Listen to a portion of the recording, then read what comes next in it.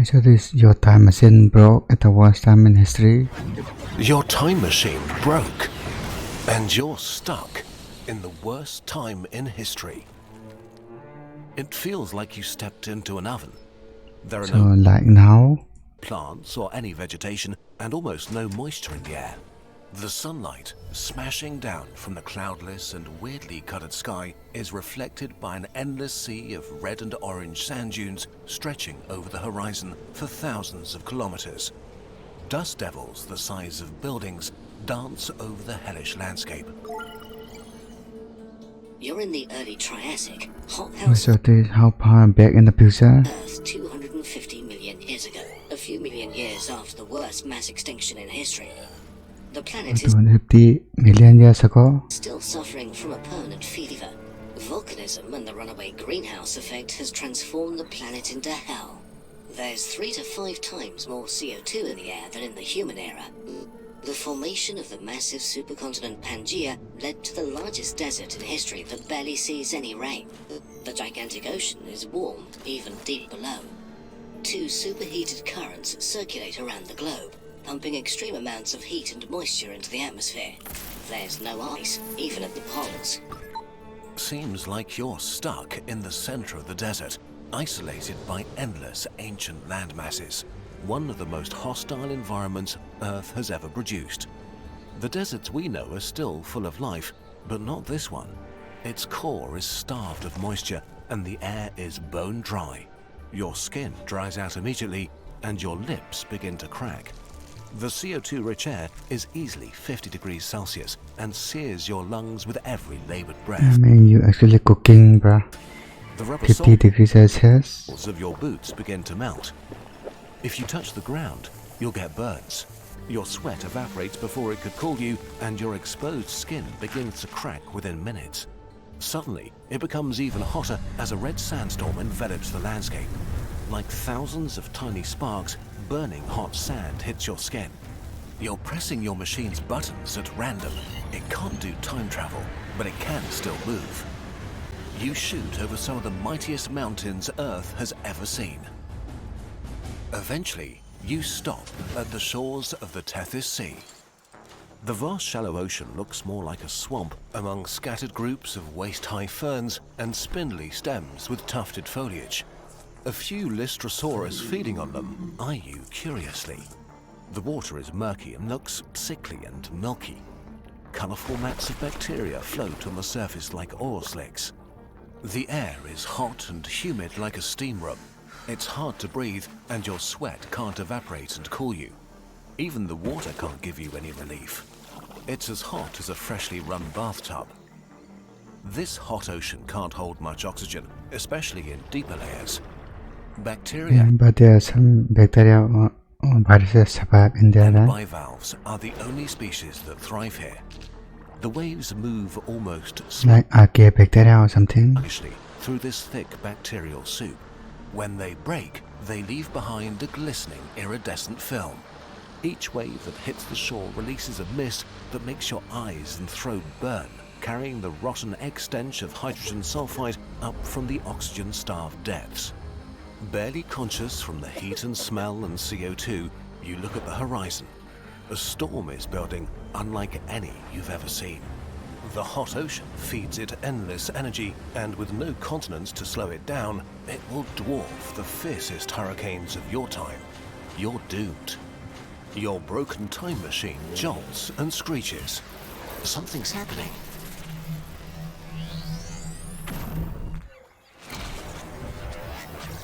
You're near the equator, in the late Carboniferous, 320 million years ago. The atmosphere is thick with moisture. The climate is locked in a never-ending wet super summer without any other seasons. Colliding continents are covered by the largest swamps the planet will ever see. A paradise for plants, growing faster than their dead biomass can decompose. The ground beneath Yeah, there must be so many diseases in there, is a man. warm, soggy mass of decaying vegetation.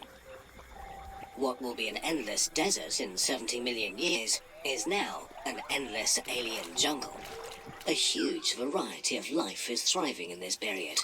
From your perspective, this is not that great. You're lost in a maze of giant tree-like plants towering over a twisted undergrowth of giant ferns and endless varieties of bizarre and unfamiliar vegetation. The thick, humid air smells of sweet decay, but breathing makes you dizzy. Your vision seems too sharp, your thoughts slightly frantic. The dense plant cover has supercharged the atmosphere with oxygen, 60% higher than in the human era, and your body is trying to cope. Which is great for the dominant land animals, which have conquered every niche of this majestic garden. Bugs. You're stuck in the golden age of arthropods. In this oxygen-rich world, There's all the they've insects in the evolved to world. sizes that will never be possible again. They are innumerable and everywhere. Armored, cat-sized megarachni crash through the undergrowth, hunting a swarm of panicked rochoids that scatter in all directions. Above you, a griffin fly with wings spanning nearly a meter and beating like helicopter blades catches a Paleodictyoptera mid-flight. You stumble through the bushes filled with countless crawling creatures as an arthropods the length of a car picks its way through the ferns, moving countless legs in hypnotic waves.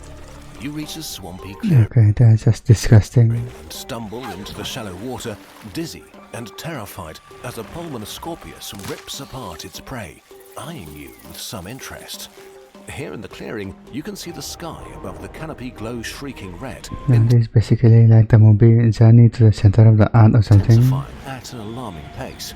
The extreme humidity here creates sudden, violent Oh, thunderstorms, that Jumanji movie. and the oxygen-rich atmosphere makes everything dangerously flammable.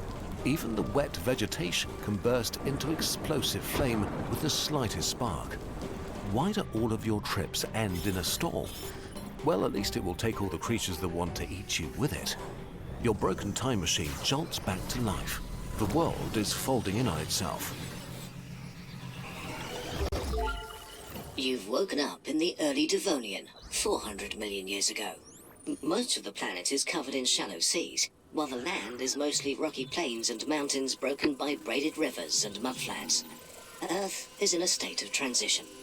For about 100 million years, life has begun to break down rocks into soil, a soft layer that enables plants to grow and life thrive.